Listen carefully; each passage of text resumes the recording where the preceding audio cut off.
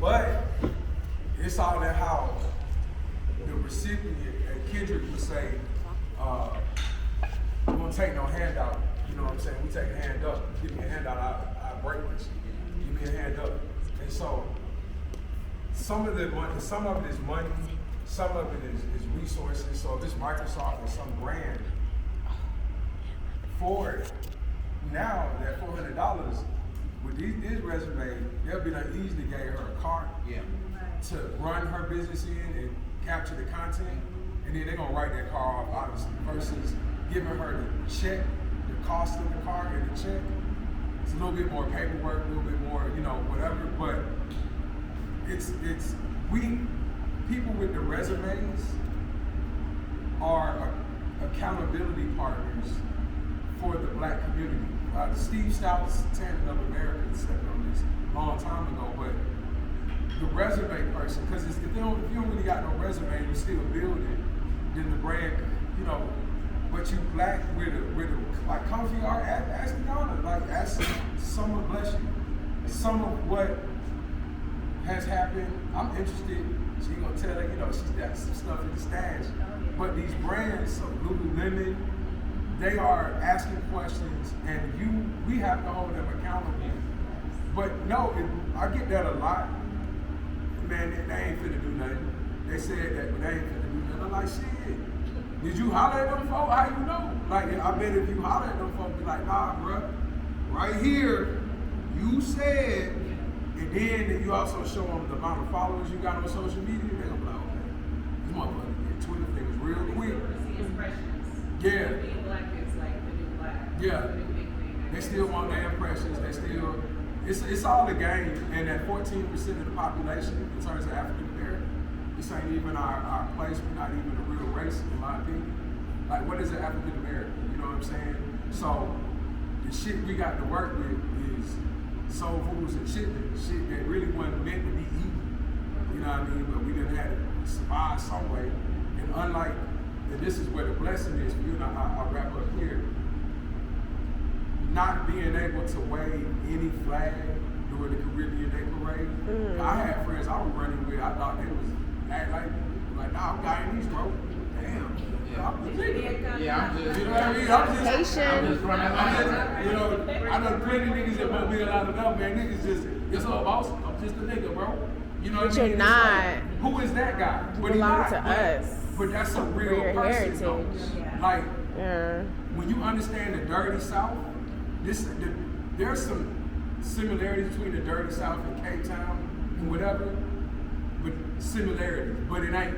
You know what I mean? This the place that lost the Civil War. We the motherfuckers that stayed, and this is some other shit. You know what I'm saying? And so I speak for them people because the last name ain't their last name. Right. All other races over here, and they have been wrong tremendous. Mexican, the risk life and limb to get over here for my black and brown, my brown brothers and sisters. But like that last name is yours, and your grandmama recipe, you brought that shit over from Mexico. But a nigga, what's the nigga recipe? You know what I mean? What's the recipe? What's your last name? Who is that? And so there is no connection in that. So Kanye said when he spoke at Oxford, old Kanye, we was in church, but all black people we didn't get in on the tobacco, you know what I'm saying? We were slaves on the tobacco movement. The liquor. We didn't get in on the oil. So you got some cannabis shit, which you got her to get in on. Or there's this culture that you done created out of nothing that influences the world. So it's in your best bet to figure out how you can monetize that shit. Because the rest of this shit, you just get in where you fit in. You know what I mean? And that's a blessing that you can, but this is ours. So, yeah. Right there when you said monetize it, because there's kind of two folds of tonight's conversation, right? I mean, we identified how we have to, one, look out for each other, use our voice, have communities of support, know our value, our worth, and demand it when it comes to securing these contracts. So we're talking about the money shifting, whether it's coming from the top down or the community within, using their culture to influence everything. The other layer of it, so what do we do when we have the money now? The other part of the conversation we're asking about is that transparency when it comes to budgeting. fiscal health. What are some ways that you as creatives see that, okay, now we've got a little money to spend, we might have a blue check or two on social media, you know, we have a little visibility with our work.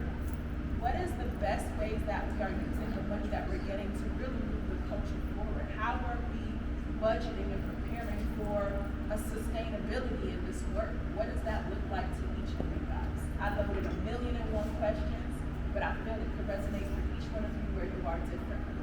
So what does that look like? For me, that is a very loaded question. Yeah. I think there's 45 different angles to that one. But, well, first of all, when the money does come in, you definitely have to be a good steward of what you have. You know, I remember my first check, I kind of was like, ooh, what am I Can you speak a gonna little buy? louder, a little bit for the people? Oh yeah, sorry. I'm like, oh, what am I gonna buy? Oh, I'm about to just, you know, I'm about to go crazy. But then you try, as an entrepreneur, I don't know about anyone else, but I do have a budget. When I do get, you know, large checks that come in, I have three rents almost. I have 3 rents. I have health insurance as a business owner. It's a lot of business expenses. I have to put money to the side for a rainy day because as an entrepreneur, you don't know if you're going to get a check next month. There is no check on Friday. So I have to go out and hustle, right, and make my money. And then